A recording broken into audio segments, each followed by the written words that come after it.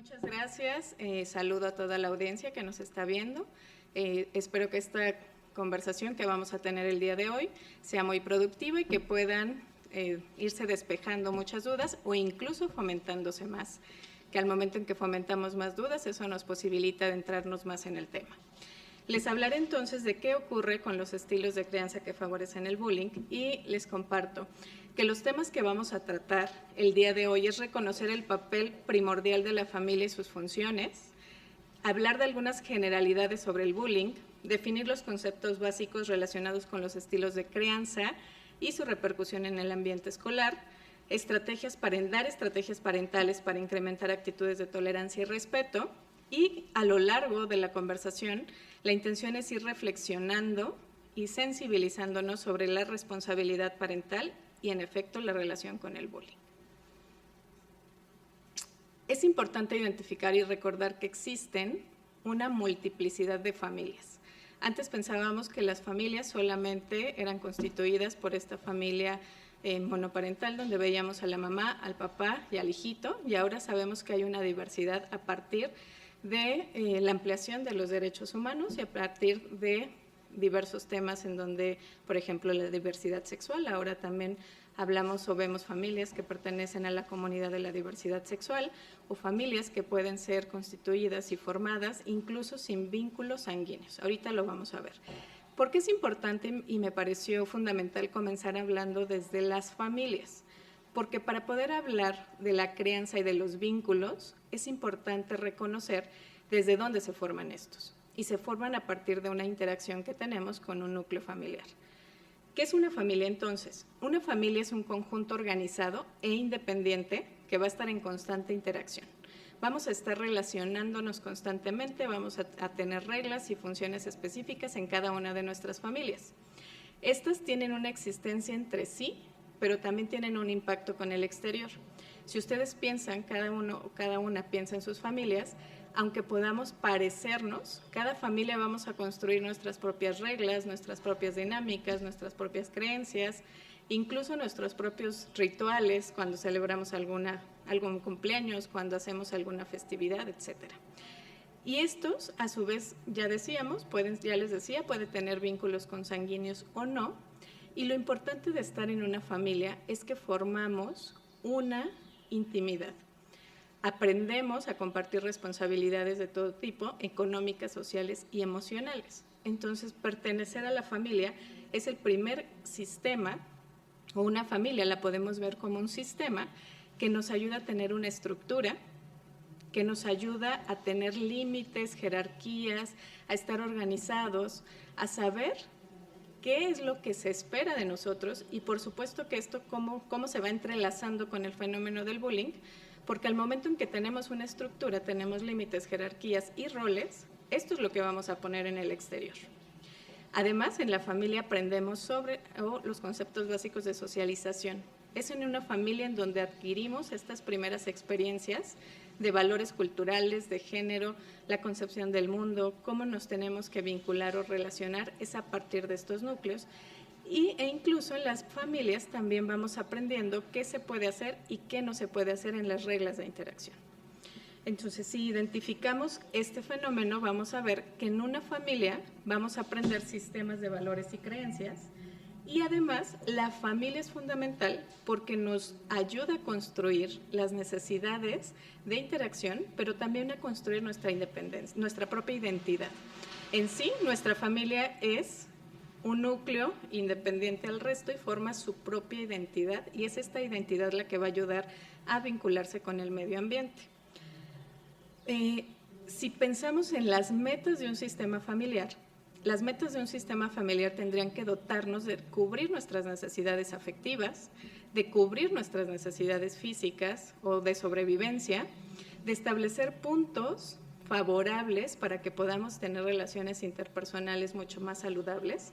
Nos tendría que permitir desarrollar nuestros potenciales individuales en cada uno de los miembros que van a constituir esta familia, promover, como ya decíamos, espacios de socialización, estimular el aprendizaje y las actividades que cada uno de los miembros tenga que hacer y promover un sistema de valores e ideología. Entonces, si observamos estas funciones y estas metas que el sistema nos tendría que dar, es fundamental, y lo vamos a ir aterrizando ahorita, en qué sucede con el fenómeno de la interacción y el fenómeno del bullying. Entonces, tengan en mente esto cuando hablemos de este tema. ¿Por qué? Porque al hablar de un sistema familiar, también vamos a identificar que en las interacciones que vamos teniendo, vamos aprendiendo ciertas maneras de interacción, como puede ser a través de un liderazgo democrático que podamos tener en nuestra familia, es decir, si existe quien lleva el liderazgo de la familia, si existe una democracia, si es autoritario, si es flexible, o bien en familias donde hay un liderazgo autoritario, regularmente se van a generar modelos con carencias sociales. Estos modelos, por supuesto que van a impactar en el desarrollo de los miembros y va a existir menos satisfacción. Cuando hablemos de los estudios que se han hecho en relación al tipo de liderazgo y al tipo de vinculación que se ha tenido con las familias y el bullying, vamos a observar que uno de las mayores evidencias que se han tenido en los estudios es que muchos de los chicos y chicas que ejercen este tipo de conductas van a pertenecer a una familia con un liderazgo autoritario. Y ahorita lo vamos a ver por qué. Es importante identificar que, como ya vimos, la familia es un sistema de identidad propia y que va configurando reglas, organización, y por tanto las familias de manera independiente van formando una autoorganización. Es decir, van generando sus propias reglas, sus propias dinámicas, su propia interacción. Este concepto es importante tenerlo en claro porque muchas veces cuando trabajamos con familias, y voy a poner un ejemplo, pensemos en la parte escolar. Yo soy una docente y de repente observo que está ocurriendo un fenómeno de bullying entre un grupo de chicas o de chicos o de niños, y en ese momento llamo a la familia. Muchas veces la familia, más que apoyar y buscar estrategias para que pueda parar ese evento, en muchos momentos las familias más bien entran en un fenómeno de resistencia y dicen, no, esto no está ocurriendo, esto no pasa, mi hijo o mi hija no puede estar haciendo esto. Y cuando observamos eso, lo que está sucediendo en las familias es que está dándose un fenómeno que se llama autopoiesis. ¿Qué significa eso? Que las familias mantenemos resistencia a los cambios que vienen del exterior y que vamos formando nuestros procesos de integración que nos permiten ir desarrollando estructuras. Esto, y cuando algo parece muy extraño a lo que yo conozco en mi sistema familiar, pues eso me genera un impacto y en efecto me delimita o me pone en riesgo de poder generar factores de flexibilidad para hacer cambios, como es en el caso de la violencia. Si lo vemos más aterrizado, las familias entonces que viven en situaciones de violencia generan grandes desequilibrios que en ese sistema familiar aparentemente, aunque desde la parte exterior nosotros podemos estar observando que eso es un fenómeno de interacción violenta, en las familias pueden pensar pues que a partir de esa manera han aprendido a funcionar y que aparentemente esa disfuncionalidad se ha vuelto una forma de equilibrio. ¿Por qué estoy tocando este punto? Porque al hablar del bullying y de los estilos de crianza vamos a observar que muchas de las evidencias se han visto puestas en esto, en familias o chicos o chicas que están inmersos en familias donde existe la violencia. Entonces, como dentro de los factores preventivos o de los factores de actuación, se considera importante trabajar con el entorno inmediato a la chica o al chico, es importante reconocer cómo es que este sistema familiar está integrado y cómo es que la familia muchas veces no es que no quiera hacer el cambio, es que se está resistiendo a una información nueva que no sabe cómo acomodar o cómo asimilar y que por ello es importante que podamos indagar qué está ocurriendo en ese sistema familiar, cuál es el contexto en el que está inmerso, cómo se está dando y cómo se ha dado esta interacción. Entonces, a pesar de que pueda haber mucho sufrimiento, las familias por esta capacidad de autorregularse, puede ser que mantengan el fenómeno de la violencia durante muchas décadas, aunque esto cause sufrimiento. Ahora, ¿cómo impacta entonces la familia y los estilos de crianza en el bullying? Como ya bien comentaba el doctor en la introducción, México, desafortunadamente, a partir de estos datos que la OECD nos da y que se hizo también un trabajo con una asociación civil, se comenzaron a observar que México ocupa desafortunadamente el primer lugar en este momento en situaciones de bullying y que 1 de cada 7 niños y niñas está viviendo una situación de bullying. Entonces se ha hecho incluso una equiparación, así observáramos la población de 3 países de Latinoamérica, que es la cantidad de niños y niñas que están viviendo este fenómeno. Es muy importante entonces identificar cuál es el papel y la actuación que podemos hacer nosotras y nosotros en este fenómeno. Como veíamos, ¿por qué es tan complejo hablar de un fenómeno de violencia? Porque la violencia no solamente va dirigida o es responsabilidad de una sola área. Es decir, la violencia no solo es responsabilidad de la persona que la vive, que la ejerce o que la vive, ni de la familia, sino que todo esto hay un fenómeno multicausal, pero también hay un fenómeno contextual. Es decir, yo soy un individuo, de ahí tengo una familia, de mi familia vivo en una comunidad, de mi comunidad vivo en una sociedad y esa sociedad tiene una cultura particular. Todos estos fenómenos que ahorita les menciono, estos procesos, van a impactar en el fenómeno del bullying. Y es importante entonces identificar qué es y qué no es el bullying.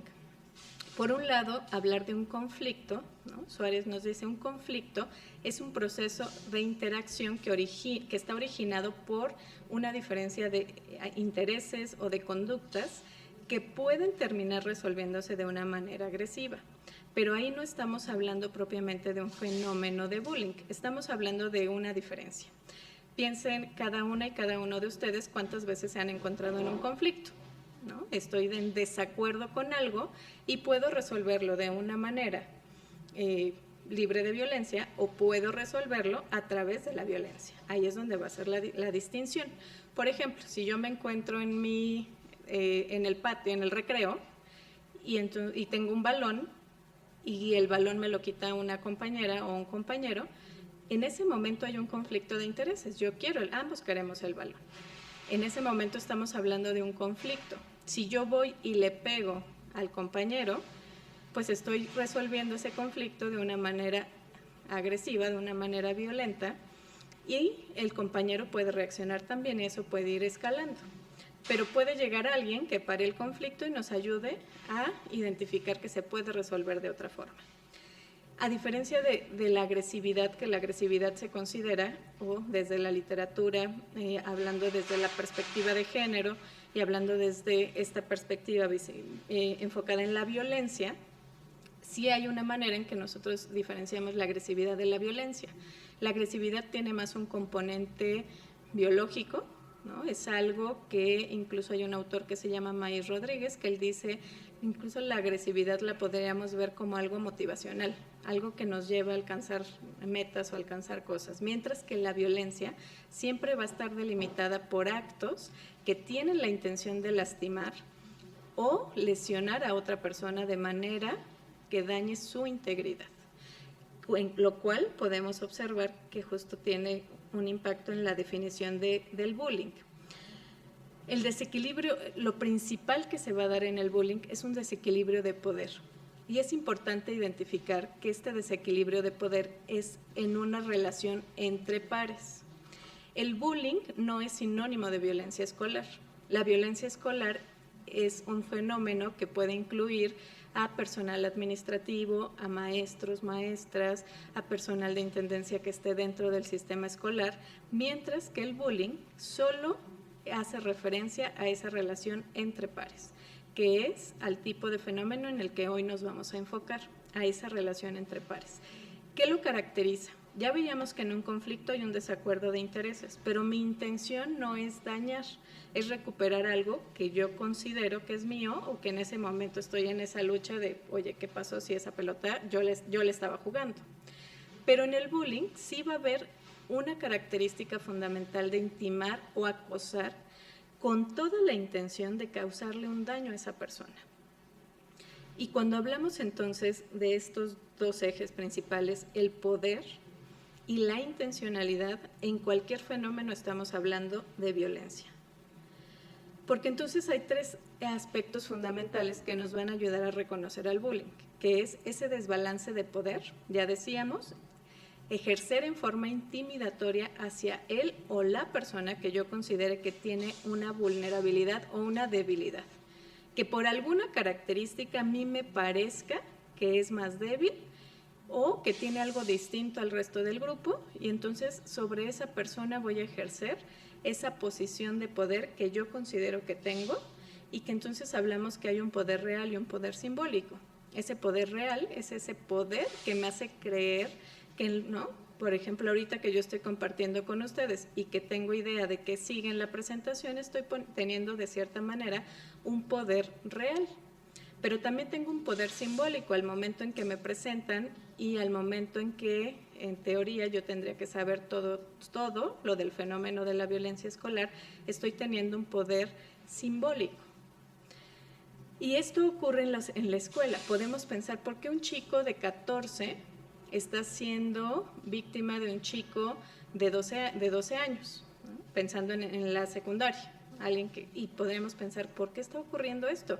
Si el chico de 14 en teoría tendría que tener mucho más fuerza, tiene más poder por la edad, tiene una posición, ¿no? un rango, una jerarquía mucho más grande, pero la situación es que ese de 12 algo le está haciendo sentir que tiene más poder sobre el de 14, a lo mejor es el hijo de alguna autoridad de la escuela, o es un chico que sabe algún arte marcial. Algo en su parte interna le hace sentir que tiene mayor poder sobre otra persona. Es elegido con intención premeditada, no es al azar. Precisamente al observar esas características es que notamos la persona que va a agredir va eligiendo y va observando a ver, ¿no? ¿Quién tiene algo distintivo con quien yo pueda generar esta conducta? Y como es algo que se va prolongando en el tiempo, no es lineal, es cíclico, va causando daño y se va repitiendo constantemente. Entonces, si ocurrió un evento aislado como el de la pelota, no estaríamos hablando del bullying, pero si ese evento de la pelota se sigue preservando a lo largo del tiempo y constantemente hoy fue la pelota y mañana es el lunch y pasado es que te rompo tus colores y el siguiente día es que ahora nadie te habla del salón, ahí entonces sí estamos hablando de este fenómeno del bullying. Vamos a observar que en el bullying, como en cualquier otro tipo de violencia, hay manifestaciones de cómo se van a dar. Las formas pueden ser verbales, decirte cosas que te lastimen, que te hieran, agredirte, descalificarte, físicas, ¿no? Golpearte, empujarte, arañarte, sexuales, que es esta manera mucho más intimidatoria y es una de las violencias que más impactan. ¿Por qué? Porque a través del uso de tu última barrera de seguridad, que es tu piel, voy a ejercer una agresión psicológica o relacional. Es decir, puedo inventar chismes, rumores, puedo decir mentiras de ti, puedo decirte cosas que sé que te van a doler como, ay, pues tú no eres bonita, tú eres muy fea, tú eres, poner incluso algunos adjetivos, ¿no? Que descalifican, como tú eres gorda, tú eres flaca, tú eres alta, sobre las propiedades de los otros y lo que ahora está al alcance de las manos, porque basta con que solo teclees algo y des un clic para hablar lo que ahora se está identificando con mucho más frecuencia, que es el ciberbullying. Entonces, dentro de estos tipos de bullying, como ya decíamos, vamos a dividirlos en directos e indirectos. El directo son estas agresiones físicas, estos golpes, empujones, los apodos, los insultos, y lo relacional es cualquier daño a una relación social, que se puede dar mediante la exclusión, mediante esparcir rumores o chismes.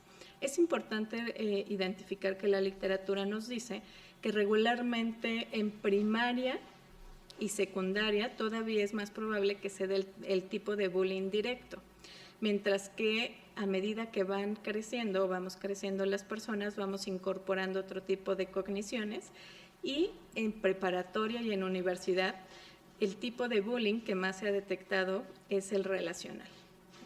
Y entonces es un tipo de bullying más sutil, aparentemente no me percato de que eso está ocurriendo, pero por supuesto que daña y trae consecuencias severas a la psique y a la estabilidad emocional. ¿Quiénes forman parte del bullying? Bueno, es importante identificar que podemos observar en este círculo de acoso escolar o de bullying, que bueno, está por supuesto la persona que lo vive, ¿sí? La persona víctima, está la persona que agrede, ¿no? Y por supuesto, y están las y los observadores, que en factores de prevención lo que más se ha identificado para trabajo de prevención es atender y atacar la parte de las y los observadores, porque si pensamos es el mayor número de personas quienes refuerzan esta conducta. Al momento en que la persona que lo vive comienza la agresión, y puede ser que tome una parte activa de esa agresión, podemos encontrar también que existan seguidores, es decir, alguien observador que esté siguiendo y que esté fomentando que esta conducta se esté dando. Puede ser que alguien que lo haga, pero no que, digamos, la persona que ejerce la conducta tiene su grupo de seguidores, y puede haber chicos que no es que comienzan como tal la parte activa, pero sí refuerzan que esto esté ocurriendo. Podemos observar también que puede haber víctimas que vivieron este evento. Primero fui víctima y después, como en una manera de defensa, me vuelvo también una persona agresora. Y es que en la literatura lo que más nos arroja que son quienes tienen mayores consecuencias en su salud emocional y mental. ¿Por qué? Porque es quienes han jugado, digamos, estos dos roles.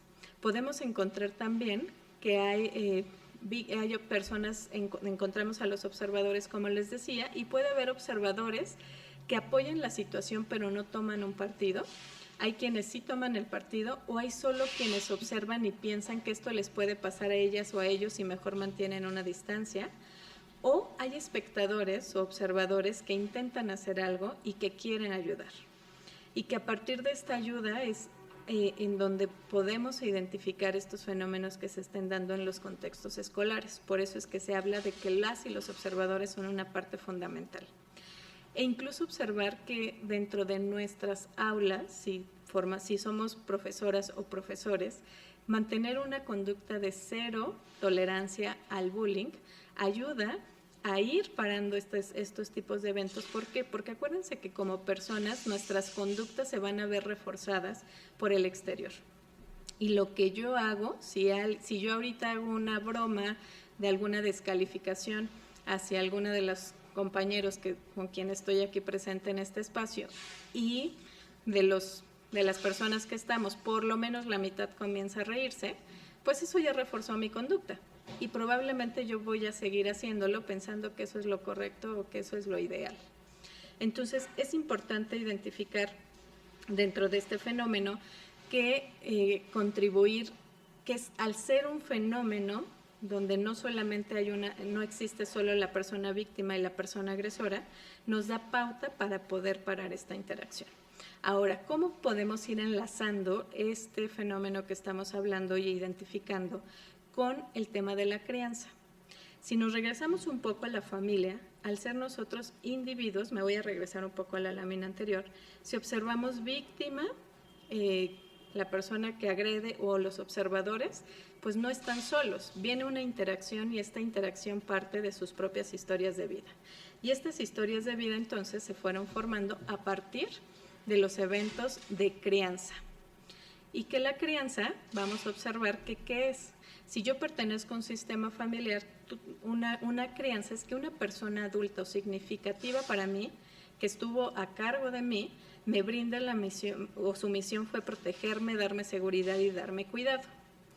En teoría, todas y todos tendríamos que tener una crianza positiva o una crianza favorable que nos garantice esto. Si tuviéramos esta crianza positiva o favorable que nos garantice sentirnos queridos, amados y cuidados, probablemente los fenómenos de violencia tendrían un impacto menor. Y de acuerdo a esta crianza, es muy importante identificar el trabajo que comenzó a hacer esta psicóloga clínica, que ella hablaba sobre los estilos de crianza y decía que en su momento, cuando ella hizo esta publicación, pues fue un fenómeno innovador. Identificar que estos estilos de crianza podrían tener un efecto y un impacto en cómo los padres y las madres podrían apoyar en estos estilos parentales y favorecer que las niñas y los niños tuvieran una mejor salud emocional y mental.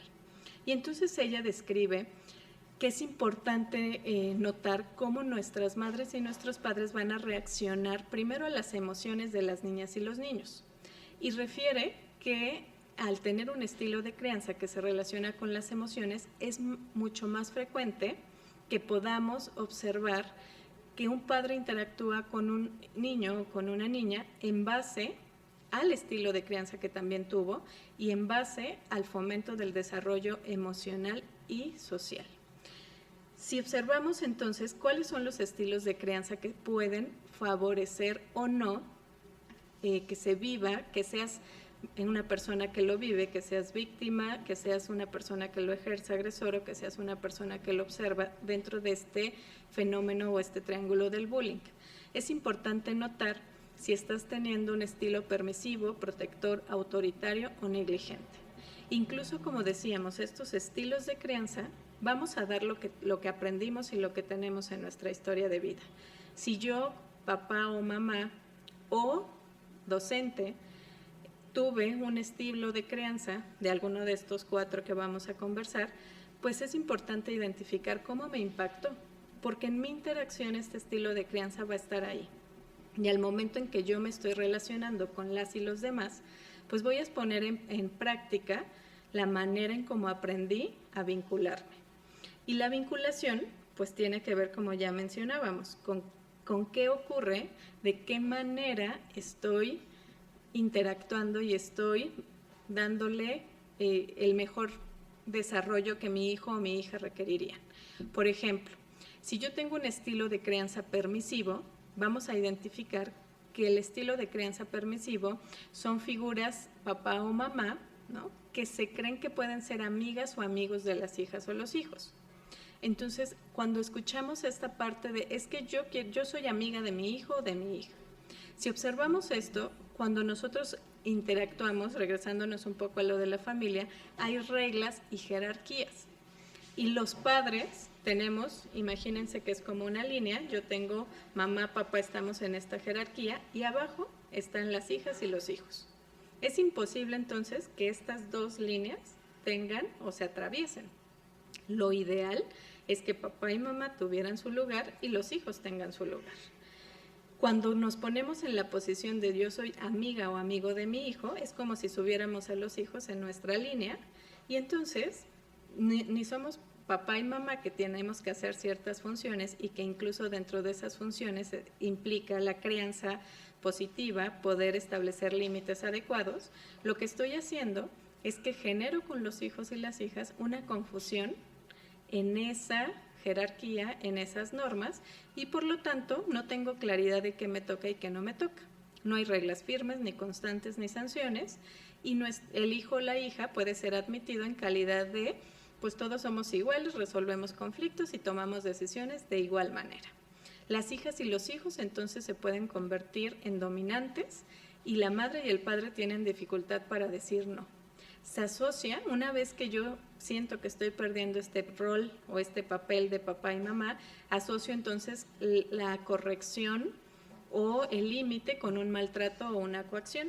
Y entonces podemos ver que al final la madre y el padre en momentos se convierten o es como si estuvieran en un periodo de adolescentes o de adolentización, ¿no?, donde me pongo en una posición muy ambivalente y muy contradictoria en la crianza que estoy teniendo con la hija y con los hijos. No es lo mismo pensar que quiero ser una madre o un padre amigable. Eso es distinto. Incluso eso podría fomentar mayores vínculos en la comunicación, en la interacción, en la confianza. Pero no es lo mismo ejercer una crianza amigable a sentir que yo soy la amiga y el amigo. Porque entonces si alguien me cuenta o mi hijo me cuenta que quiere irse de pinta, si yo soy amigo o amiga, pues los amigos no nos dicen, ay, no te vayas, ¿cuáles son los riesgos? Un amigo nos va a alentar a que lo podamos hacer o incluso hasta nos va a dar tips o ideas de cómo hacerlo. Es importante entonces identificar qué tipo de estilo de crianza estoy generando. Ahora, ¿cuáles son las consecuencias? Las consecuencias es que las niñas y los niños crecen con mucha incertidumbre e inseguridad constante, que tienen baja tolerancia a la frustración y al fracaso, que se muestran irritables, agresivos o agresivas, que pueden ser impositivos o impositivas, incluso poco sociables e intolerantes. Y podremos pensar, bueno, esto pasa en la casa, ¿cuál sería la repercusión? Pero si en casa es nuestro sistema interno de organización que vamos a ir a poner al exterior, vamos a ver cómo se manifiesta en el ambiente escolar. Entonces, en general encontramos que estas niñas y niños pueden oscilar entre estar siendo agresores o agresoras o víctimas activas y pasivas. Estas víctimas que les decía, que primero viven el fenómeno del bullying y después, como en una manera, ¿no?, de respuesta, empiezan ellos también a ejercer estas conductas. O bien lo pueden llevar incluso a casa. De repente podemos observar, híjole, es que mi hijo llega y le pega al sobrino, al hermano más pequeño, está teniendo comentarios que lo están lastimando, porque acuérdense que la violencia se redirecciona. Y si yo ejerzo o vivo un evento de violencia, voy a buscar redireccionar, o sea, liberar esa energía, esa fuerza, en ese malestar con otra persona y que se repite otra vez el ciclo, con alguien que yo considere que es más débil o que es más vulnerable. No hay una noción de, cuando hay este tipo de estilo de crianza permisivo, no hay una noción clara de lo que está bien y de lo que está mal. Como no hay límites claros, entonces no hay límites claros ni conmigo ni con los otros. Por eso es que puedo vivir una situación de bullying o puedo ejercerla, porque no tengo claridad de hasta dónde y o puedo tender a ser muy aislado y querer siempre imponer mi voluntad. Y entonces, como quiero imponer mi voluntad, pues no puedo socializar y encajar en un grupo o en un ambiente, y eso ya marca una diferencia. Y eso me puede colocar nuevamente en que sea una posible víctima de este fenómeno. Ahora, el estilo protector. El estilo protector se va a caracterizar por ponerse en el lugar de las hijas y los hijos, por considerar que las hijas son frágiles, o los hijos, intentar resolverles a toda causa cualquier frustración o dificultad, intentar que quiero hacer las cosas por ellas o por ellos, y los hijos y las hijas no aprenden entonces consecuencias de lo que está ocurriendo. Predomina el sentimiento de yo soy especial, las cosas me corresponden por derecho y no me tengo que esforzar. Y en este tipo de sistema familiar, el amor excesivo obstaculiza que entonces las hijas y los hijos construyan su autonomía, su capacidad de elección y la responsabilidad de sus acciones. Detrás de un estilo de mucha protección, en realidad existe un mensaje indirecto, un mensaje inconsciente en donde más allá del amor, te estoy diciendo que tú eres incapaz de hacer cosas y que entonces por eso alguien te las tiene que hacer, y ese alguien soy yo. Y en este estilo protector, ¿qué ocurre? ¿Cuáles son las consecuencias? Perciben al mundo como un mundo amenazante, lleno de peligros, se pueden sentir muy inseguras e inseguros y vulnerables, porque si no está quien me está cuidando, quien me está resolviendo, pues en efecto no sé qué hacer o hacia dónde ir. Hay dificultad, por supuesto, para actuar de manera independiente y déficit para enfrentar las habilidades o los problemas de la vida. Y en la manifestación en el ambiente escolar que encontramos, que tienden a ser principalmente víctimas, no saben cómo defenderse asertivamente o cómo decir no quiero, ¿no?, porque es como si estuvieran apagados sus sensores de defensa, o en algunos casos llegan a ser agresores o agresoras para sentirse poderosos, poderosas e independientes en algún lugar. Ya que no lo tengo adentro, pues lo llevo afuera. Se sienten inseguros o inseguras y con sus propias capacidades, tienden a ser muy tímidas o tímidos y cuentan regularmente con pocos amigos. Entonces, si observamos, si hay poquitos amigos, además de las características, regularmente, aunque aquí hablamos de que también pueden ser agresores, son en los menos casos. La mayoría de este tipo de chicos y chicas que crecieron en este estilo tienden a ser víctimas. Ahora, en un modelo autoritario, ¿qué ocurre? Uno o ambos ejercen el poder sobre los hijos. Hay una jerarquía y una autoridad muy rígida, regularmente expuesta sobre la figura del padre, y la madre la vemos con una posición inferior. Esto da cuenta a la cultura patriarcal y dominante en la que nos encontramos, de por qué se sigue preservando este estilo, y las y los hijos pocas veces o ninguna vez incluso tienen una voz. No hay una aceptación a lo que están sintiendo, y deben aceptar juicios y dictámenes impuestos por los padres así, sin tener una explicación de qué es lo que está sucediendo.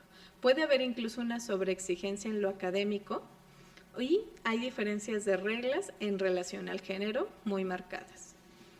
Si identificamos entonces este estilo de autoritario, vamos a identificar que las consecuencias es que voy construyendo una baja autoestima, es decir, una percepción de mí pues muy distinta a lo que probablemente tengo, no identifico habilidades, recursos, fortalezas. Hay una desestimulación de mis expresiones, de mis sentimientos, o sea, hay una nulificación de lo que puedo sentir o expresar. Estoy muy distante de la autonomía y regularmente hay una ambivalencia entre o soy muy retraída o tengo una rebeldía constantemente y estoy desafiando constantemente lo que ocurre. Esto regularmente fuera de mi contexto, ¿no? No es que adentro de mi contexto me someto porque si no hay consecuencias desfavorables, pero afuera de mi contexto puedo ejercer estas mismas conductas y entonces en el ambiente, como lo vemos, pues puede ser que por temor no denuncien ni se defienden cuando son personas que lo viven, ¿sí? Porque si adentro en mi contexto familiar no hay una voz y una valía ante lo que siento, pues no es fácil que pueda externalizar e identificar que esto que me está ocurriendo tiene un nombre, tiene una razón y que tengo derecho a expresarlo. O cuando se asume el papel de agresores o agresoras, lo hacen para sentirse poderosos y es una manera, en esa rebeldía, como mencionaba hace un momento, en esas consecuencias, es una manera de adquirir el poder que siento que allá adentro no estoy teniendo y que al sentirme en esa represión, pues vengo y lo traslado a mi contexto inmediato. Ahora, hablar del estilo negligente nos ayuda a entender cuáles son las características. Aquí observamos que los padres no se hacen cargo de la crianza, dejan solos a los hijos o a las hijas o los dejan al cuidado de otras o otros. Hay una actitud de abandono, no están al tanto ni supervisan y hay una dificultad para responder por su propia vida. Entonces, acuérdense que la definición de violencia es cualquier conducta que tenga la intencionalidad de dañar, pero también se considera que la violencia puede ser por acción o puede ser por omisión. El estilo de crianza negligente es uno de los estilos que más afecta nuestra estabilidad emocional, porque es como si me estuvieran nulificando y me estuvieran diciendo, tú no tienes un valor, no tienes una valía, y por lo tanto, cuando alguien nos omite, piensen, yo cuando iba en la primaria estaba muy presente el tema de la ley del hielo. Y entonces, ante esta ley del hielo, pues es justo una manera de omisión donde nos descalifican como persona y que es una de las violencias que más nos duelen y más nos impactan. Porque parte de cómo vamos construyendo nuestra personalidad y nuestra identidad es a partir de la mirada del otro, a partir de la validez de la otra persona, a partir de lo que los otros van, ¿no? Cómo me van notando y cómo me van confirmando a lo largo de la vida. Entonces, este estilo de crianza negligente está muy vinculado con la dificultad para que yo pueda establecer relaciones cercanas, con que exista indiferencia y ausencia de empatía, con que no sepa cómo relacionarme, cómo empatizar, con que se reste importancia a las normas o se transgredan fácilmente, porque no hay un otro que me haya enseñado que sí se tiene que hacer y qué no se tiene que hacer. Regularmente estos chicos y estas chicas que crecieron en un estilo negligente tuvieron que aprender de su propia sobrevivencia y de sus propias estructuras internas y los recursos que les alcanzaron para poderse vincular y poder hacer lo posible o lo favorable para sobrevivir en el medio ambiente. Entonces, ¿cómo lo vamos a ver en el ambiente escolar reflejado? Va a haber una incapacidad para tener relaciones saludables con las y los compañeros. Regularmente van a tender a ser chicos mucho más agresivos o agresivas y que van a estar constantemente a la defensa, que cuando alguien les intenta apoyar o les quiere decir incluso algo favorable que notan que están haciendo, no es fácil que lo puedan aceptar y lo puedan recibir, sino al contrario, lo pueden estar viviendo como una agresión o como un me estás dañando. Se requiere mucho tiempo para que este tipo de chicos y chicas que crecieron en este estilo negligente generen lazos de confianza y puedan saber que los vínculos no solo me lastiman, que los vínculos también me pueden proteger y me pueden favorecer aspectos de amor y de cercanía. Es importante identificar que dentro de las manifestaciones en el ambiente escolar vamos a encontrar que pueden ser chicos y chicas que se involucren en comportamientos delictivos, que entren con mayor facilidad en pandillas o que puedan ser vulnerables a que a que pandillas o grupos delictivos los puedan llamar y ellos puedan formar, que sean mucho más maleables, digamos, y son causantes de la mayoría de las intimidaciones, pues no conocen límites, no hay normas y tampoco les afectan las sanciones que puede haber. Digamos que en los otros estilos de crianza, de alguna manera están presentes la madre y el padre, ¿no? Pero aquí en este estilo es muy común que cuando se manda a llamar, si hablamos de un espacio escolar, ¿no?, de docentes, y les llaman a estos padres, o no asisten, o si asisten, dicen, pues sí, vamos a hacer algo, o de plano ellos también dicen, es que no hay nada que podamos hacer, ya hemos intentado hacer muchas cosas y no, ustedes resuélvanlo, sáquenlo de la escuela o díganos qué tenemos que hacer. O sea, no hay un compromiso en esta interacción o en esta estabilidad con las chicas y los chicos. Entonces, se ha encontrado que la sobreprotección se encuentra estrechamente ligada con el desarrollo del perfil de víctimas, como mencionábamos hace un rato, como en una manera, ¿no?, y la supervisión infrecuente de los niños y las niñas con crianzas autoritarias, negligentes o, ¿no?, con una intención de lastimar, se han relacionado con el rol de la persona acosadora o agresora. Ahora, si observamos esto, es importante identificar que entonces los fenómenos que requerimos atender no solamente es que la persona que lo ejerce o la persona que lo vive de manera, un día despertó en la mañana y dijo, sí, hoy voy a cometer un acto que pueda lastimar a mi compañera o a mi compañero. O la persona que lo está viviendo dijo, sí, hoy voy a ir a la escuela y voy a ser víctima de esta situación, ¿no? O quien observa se haya levantado así. No, vemos que es un fenómeno que tiene detrás muchas aristas y que una de esas principales aristas en el tema que hoy estamos identificando es cómo impactan estos estilos de crianza, cómo impacta la familia en la que vivo. Pero también es importante identificar en el contexto escolar cómo se refuerzan o no se refuerzan este tipo de prácticas. Si yo estoy en un contexto escolar en donde también replico ciertos estilos de interacción, donde lejos de favorecer un desarrollo saludable para los chicos y las chicas, también ejerzo alguno de estos estilos parentales, ¿no?, que refuerzan entonces lo que los niños y las niñas están viviendo. Aunque hablamos aquí de parentales, podríamos pensar, bueno, ¿cómo parentales y ligado a la escuela? Pero acuérdense que al ser personas que interactuamos en los sistemas, no es que hoy que yo vengo a trabajar dejo allá mi historia de vida y dejo mi interacción. Yo vengo a trabajar con los recursos y las herramientas emocionales que tengo y que aprendí de mi historia. Y esto también lo llevamos al trabajo si yo estoy en un ambiente con chicos y chicas. También pensar cómo me estoy vinculando yo con ellos o con ellas, cómo interactúo, cuál es el estilo de liderazgo que tiene nuestra escuela, si es que pertenecemos a una escuela, si soy docente en cualquier grado, cómo me estoy vinculando. Y para ello es importante identificar cómo podemos fomentar o favorecer una crianza saludable, basada en el respeto, en la tolerancia, en la aceptación.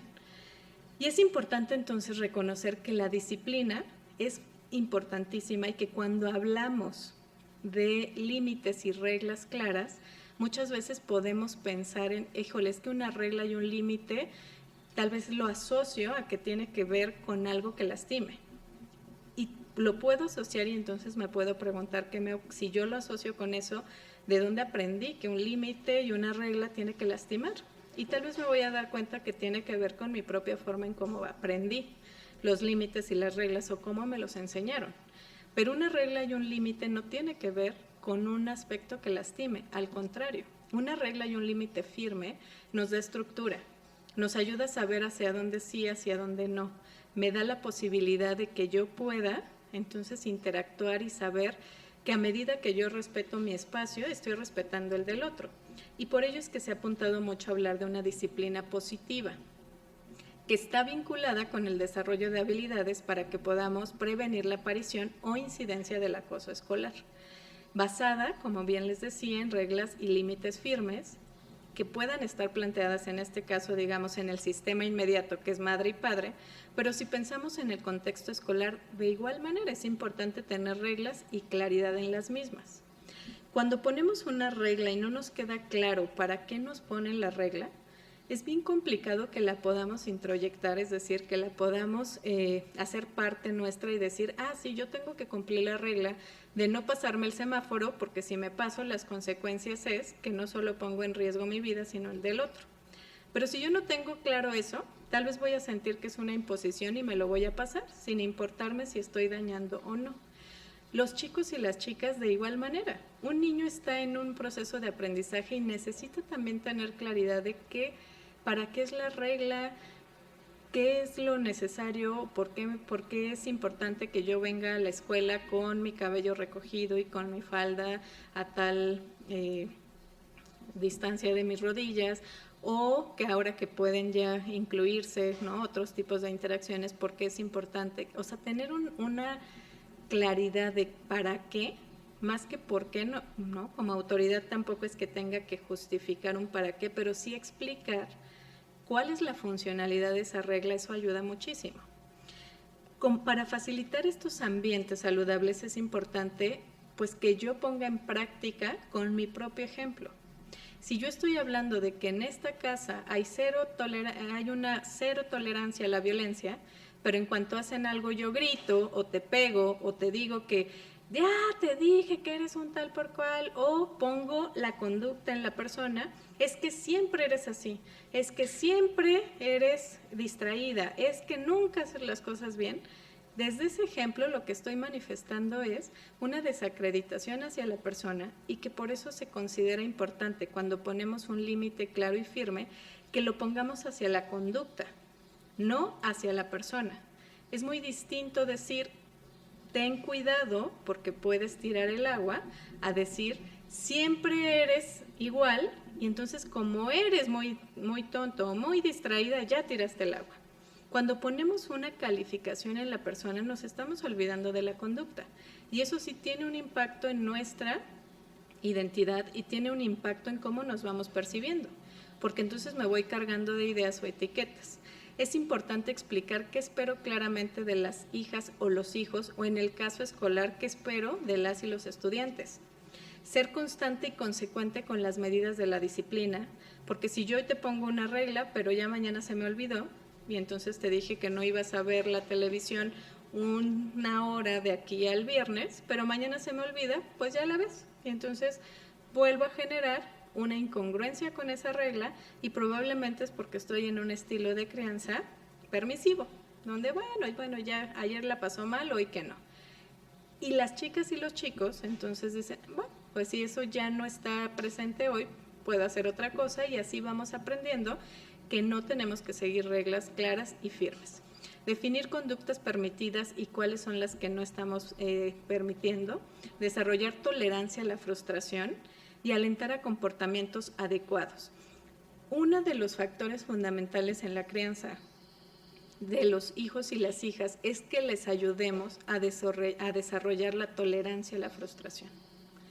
Ese es podremos pensar de manera muy definirla a lo mejor de manera incluso hasta grosera, pensar que esa solo es una de nuestros trabajos fundamentales, pero es uno de los factores que más van a ayudar cuando desarrollamos tolerancia a la frustración, porque nos permite enfrentar cosas, nos permite solucionar y permite que las chicas y los chicos sepan que no son únicas o únicos en el mundo, y que entonces cuando salen afuera pueden socializar con mayor respeto y tolerancia a las necesidades de los demás. Hay límites entonces también, cuando ponemos límites dentro de esta crianza saludable que apoya en la prevención del acoso escolar es importante que seamos claros y precisos, que respondamos a las necesidades de la persona o a las necesidades de la familia o a las necesidades de la escuela, que afecten positivamente a las y los niños y no únicamente a los adultos. Porque a veces tal vez voy a poner un límite, ¿no? Pero pensando en mi beneficio también como adulto. Ser siempre consistentes y mantenerse en el tiempo independientemente del estado emocional en que los padres estén. Si estoy enojada, sea padre, sea docente o sea cualquier persona que esté en la interacción con un chico, con una chica, es importante que no ponga una consecuencia cuando me encuentro bajo un estado emocional desregulado. Si lo hago así, probablemente no voy a ser congruente con esa regla. Es importante generar espacios, los límites entonces nos permiten generar seguridad y confianza, actuar y saber hasta dónde puedo llegar, dan posibilidad de responder de manera correcta, reconocen esta diferenciación que es fundamental en el tema del bullying, donde yo identifique cuál es mi espacio y cuál es el del otro, cuál es el derecho, mi derecho y cuál es el del otro. Crean libertad, responsabilidad, autonomía y bienestar y facilitan la comunicación. Cuando las sanciones que ponemos son importantes, que desalenten conductas negativas, que generen reflexión sobre nuestras conductas y evitar la violencia, aquí puntualicé física, pero en general cualquier tipo de violencia, la violencia psicológica es fundamental evitarla. Porque entonces lo que vamos generando es que aprendan a tener interacciones a través de la violencia. Estos son algunos tips de cuáles son las reglas, incluso para poner reglas. Que la regla sea corta y clara, que incluya ya ahí la consecuencia, que solo incluya una sola consecuencia, que comuniquemos la regla y que si yo sé, después de hacer un análisis, que no voy a poder cumplir la regla, mejor ni pongo la regla, porque si no, entonces me vuelvo otra vez al punto anterior. No soy consistente con la regla y eso genera una desestabilidad o una desregulación en quien estoy intentando manifestar esa crianza. Y con esto me despido para pasar a las preguntas y poder atenderlas. Muchas gracias, Margarita. Estamos hablando de un tema realmente muy importante,